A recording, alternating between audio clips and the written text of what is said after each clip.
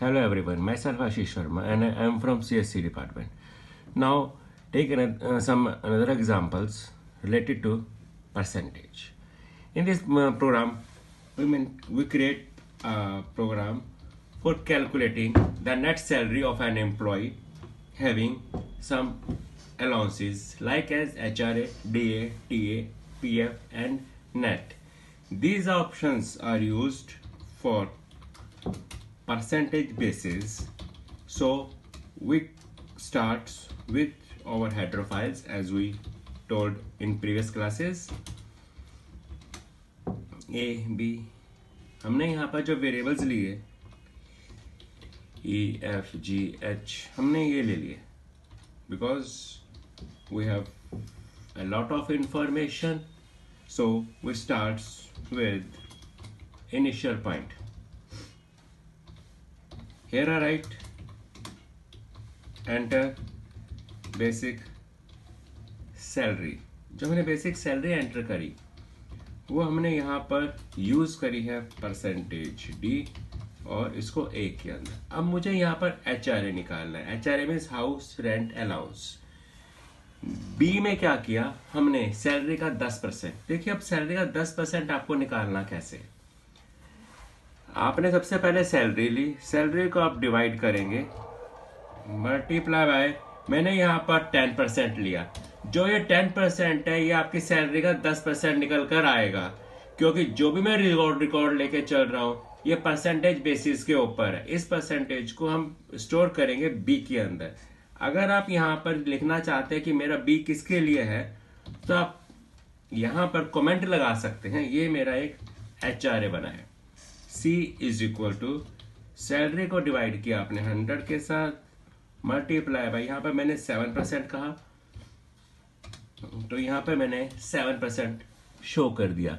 अब इस चीज को मुझे यहाँ पर D इज इक्वल टू हमने सैलरी को यहाँ पर डिवाइड किया 100 के साथ मल्टीप्लाई बाय 5 किया।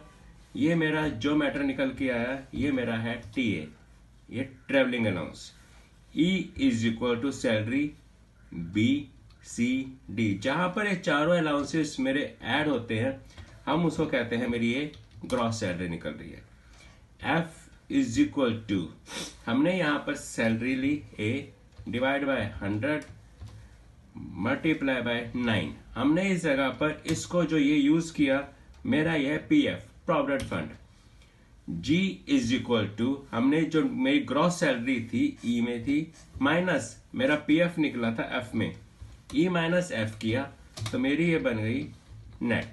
अब जो चीजें हमने कैलकुलेट की है मैं उसको रिजल्ट को शो करता हूं। हमने यहां पर लिया मेरा जो HRA था is equal to percentage D, मेरा निकला था B में। यहां पर हमने प्रिंट किया न्यू लाइन में DA is equal to percentage D, मेरा था C में। हमने इस जगह पर प्रिंट किया न्यू लाइन में TA is equal to percentage D, मेरा D में।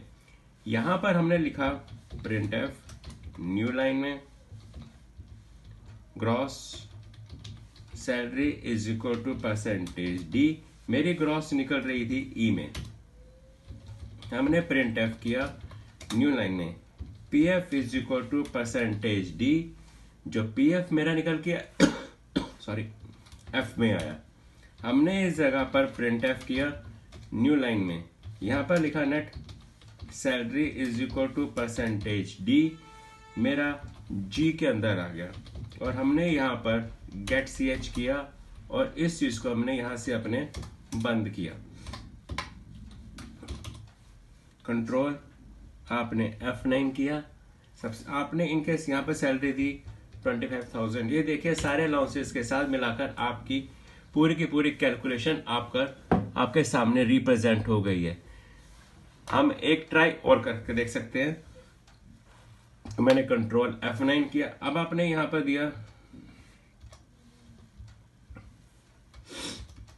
हमने लिया 25690, ये लीजिए आपकी यहाँ पर रिप्रेजेंटेशन उसी के अकॉर्डिंग होगी। इसके अंदर भी लिटिल बिट डिफरेंस नहीं आएगा। हाँ आपका इसके अंदर फॉर्मेट अलग अलग हो सकता है। अगर मैं इस जगह पर फॉर्मेट की बात करूं तो अभी आप इस चीज पे काम कीजिए. In next program we will talk about some formatting of this scale. इस फॉर्मेट के साथ साथ मैं आपको उसके अंदर कुछ और भी चीजें सिखाऊंगा कि ये जो मैंने अभी HRA, DA, TA, PF दिया भाई, these are the constant in nature. But अगर मैं इसको चेंज करूं तो हम कैसे चेंज करेंगे, इसका हम नेक्स्ट टाइम डिस्कस करेंगे. So that's all. Thank you for watching my video.